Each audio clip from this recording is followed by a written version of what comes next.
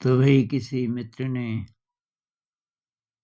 पूछा है कि विश्वास कैसे करें? ब्रह्मांड पे कह लो, परमात्मा पे कह लो।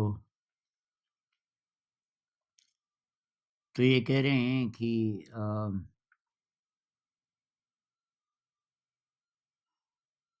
एक तो है जानना, एक है विश्वास करना। तो कि ऐसा कुछ हो ही नहीं रहा जिससे कि मेरा विश्वास बढ़े और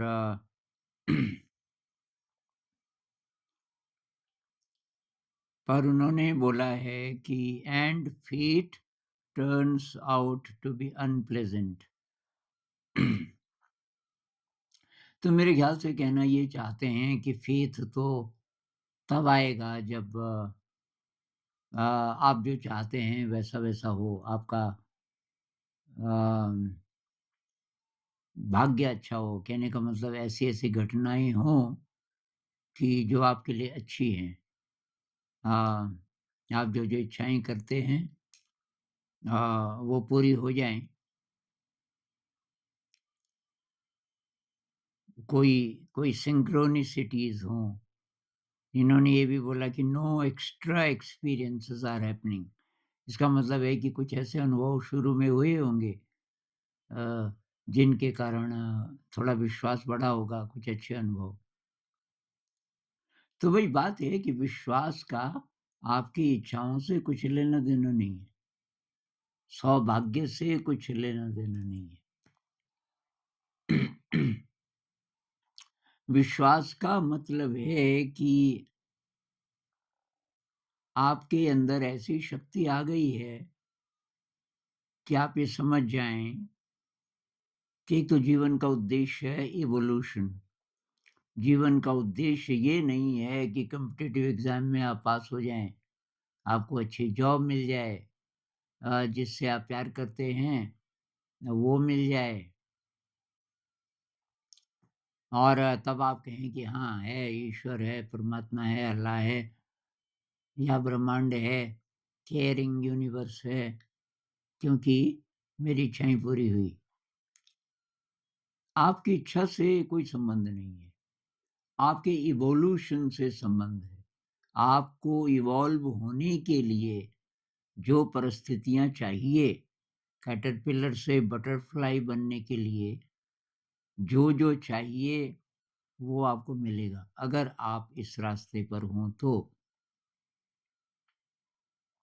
लेकिन अगर आप कैटरपिलर के ही रास्ते पे रहना चाहते हैं, मतलब कॉम्पिटिटिव एग्ज़ाम, नौकरी, पैसा इज़्ज़त, शोहरत आपके माता-पिता, आपके रिश्तेदार, आपके दोस्त आपको अच्छी नज़र से देखें क्योंकि आप सफल हो गए और ये सब कैटरपिलर की ज़िंदगी है, क्योंकि आप इवोल्यूशन की बात नहीं कर रहे हैं।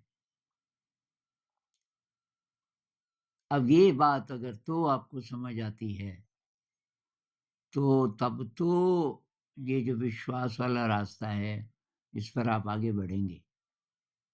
भई यूनिवर्स हमारे साथ है, ये तो फैक्ट है ना।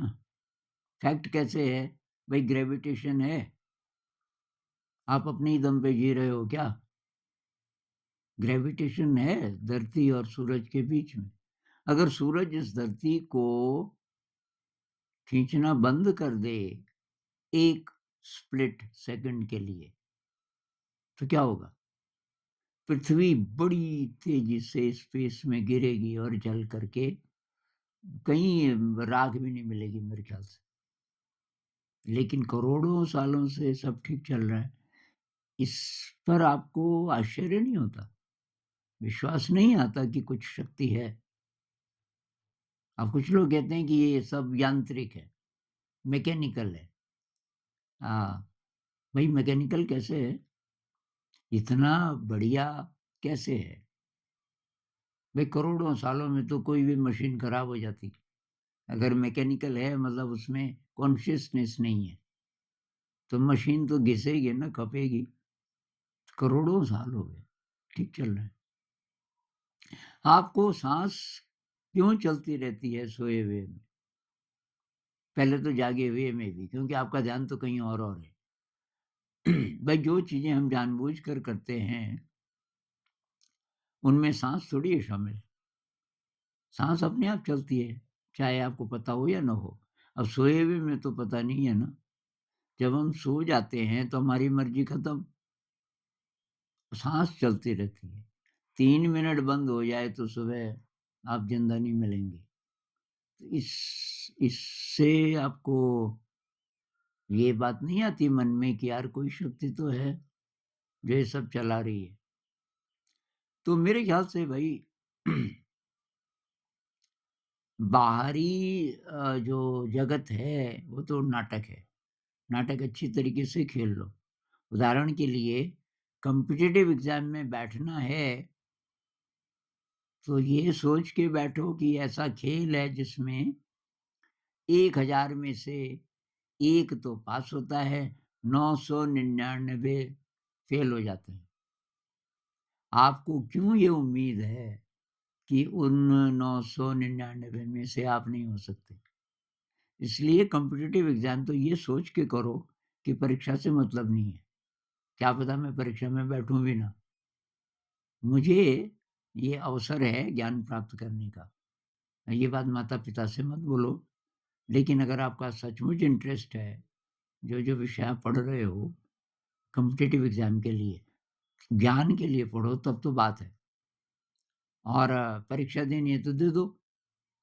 बाय चांस पास भी हो जाओ, तो अगर आप संवेदनशील हैं तो शायद आप वो जॉब नहीं लोगे, क्योंकि वहाँ फिर इवोल्यूशन का चांस बहुत कम है।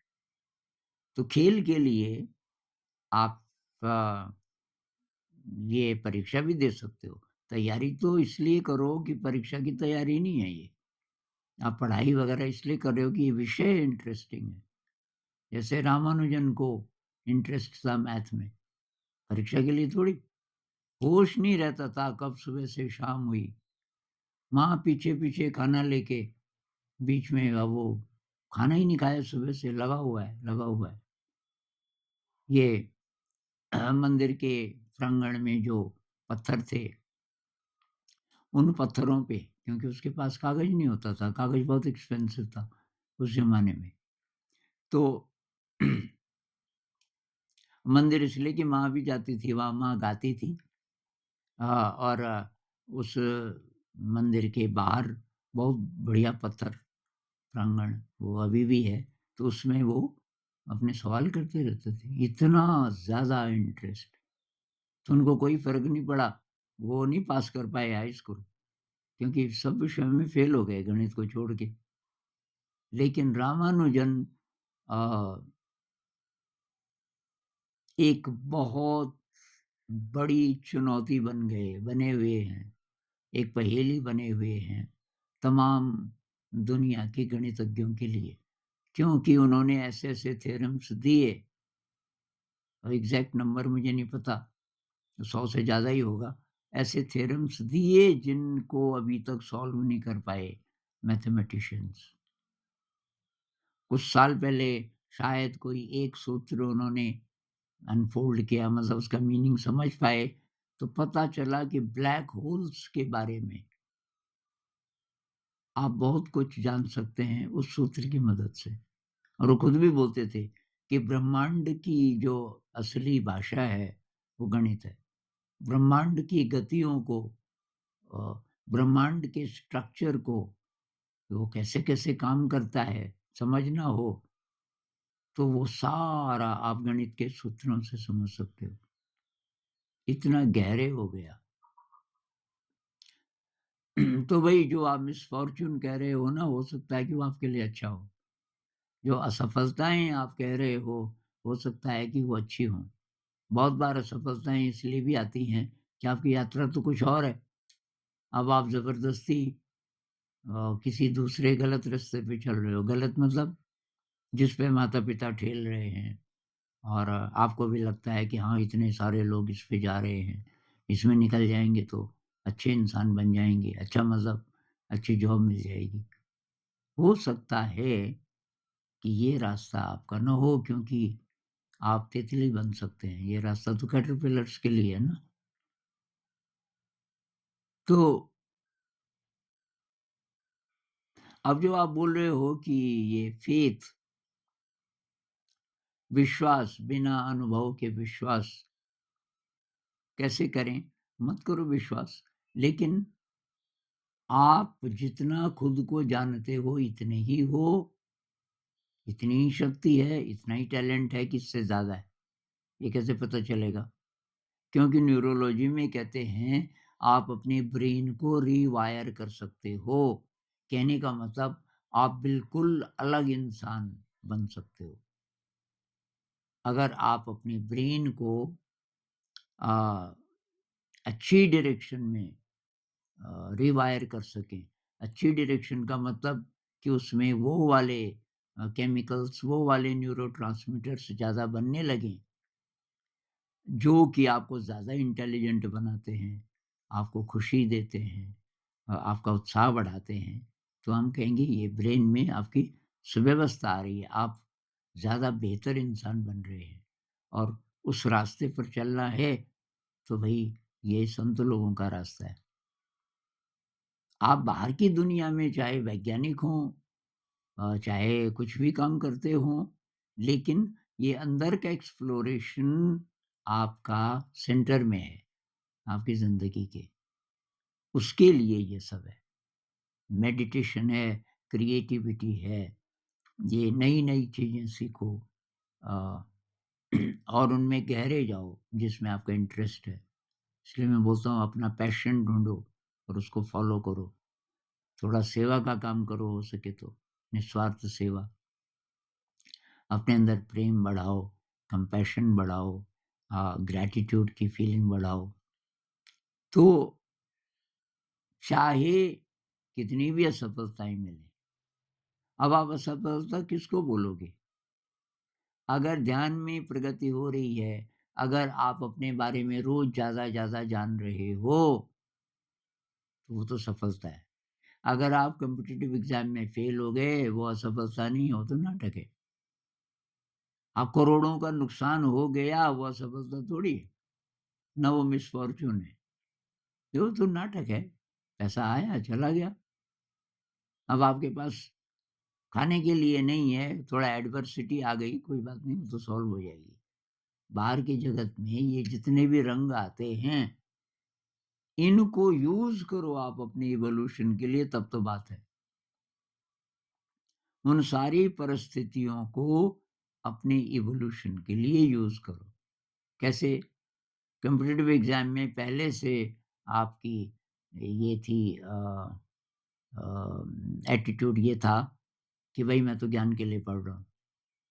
अब आप परीक्षा में फ़ेल हो गए तो आप पे कोई फ़र्क पड़ा? पड़ा तो उतना आपकी समझ कम है इवोल्यूशन की। अगर फ़र्क नहीं पड़ा, आपको तो पहले से पता है। आप पास हो गए तब भी फ़र्क नहीं पड़ा। पास हो गए, अब आपने बोला कि भई पहले मैं पता करूँगा, वहाँ रहते हुए मैं ये काम कर सकता हूँ अपने साथ, जिसके लिए मैं आया इस जगत में। कर सकता हूँ तो मैं जॉइन करूँगा, नहीं तो मैं नहीं करूँगा। तो पता करोगे आप, वहाँ जो पहले से लोग हैं उनको पूछोगे भई तुम क्या-क्या करते हो सुबह से शाम तक? सैलरी चाहे कितनी भी मिलती हो, काम क्या करते हो? आप इवोल्यूशन के रास्ते पर चल पाते हो? तो ज़्यादातर लोग पहले टेंस होते हैं, डिप्रेस्ड होते हैं। अगर पास हो गए बाय चांस अब जॉब मिल गई, अब ज़िंदगी भर डिप्रेस्ड रहते हैं, जितनी देर ऑफ़िस में रहेंगे और उनके तब ड्रीम्स होते हैं, धुंधले-धुंधले, काश ये होता, वो होता। अब रिटायर हो गए, अब आध्यात्म में जा रहे हैं, संत लोगों की वाणी सुन रहे हैं, अब शक्ति ही नहीं है ध्यान करने की। कोई-कोई करते हैं वैसे, लेकिन कब अक्ल आएगी, बुढ़ापे में आएगी तो फ़ायदा क्या है? यही है समय जब आप जवान हैं, ये है समय।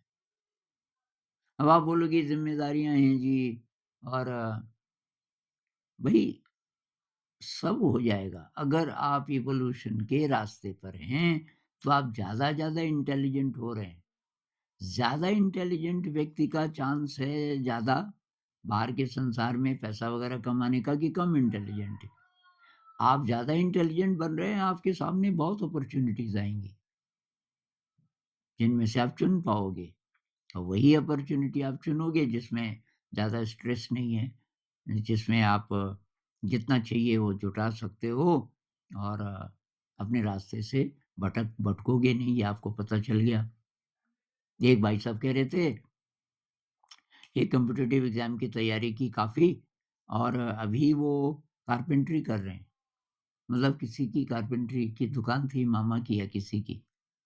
मैंने एक वीडियो में एग्ज़ाम्पल भी दिया था इन चीज़ों का, ये कारपेंटरी है या और चीज़ें। तो वो कहने लगा कि कारपेंटरी कर रहा हूँ और अब धीरे-धीरे मेरे दिमाग से वो खत्म ही हो गया कॉम्पिटिटिव एग्ज़ाम। कुछ दिन मैं फिर भी तैयारी करता रहा साथ-साथ, फिर कि मुझे होश आया कि ज़िंदगी में चाहिए क्या मुझे? अब जितना पैसा चाहिए कि मुझे और मेरे अ, थोड़ा परिवार को भी मैं दे सकता हूँ, वो सब यहाँ से आ जा रहा है। तो काहे के लिए? अब कोई-कोई बोलते हैं तो इतने साल फ़ायदा क्या हुआ? मैंने इतनी मेहनत की।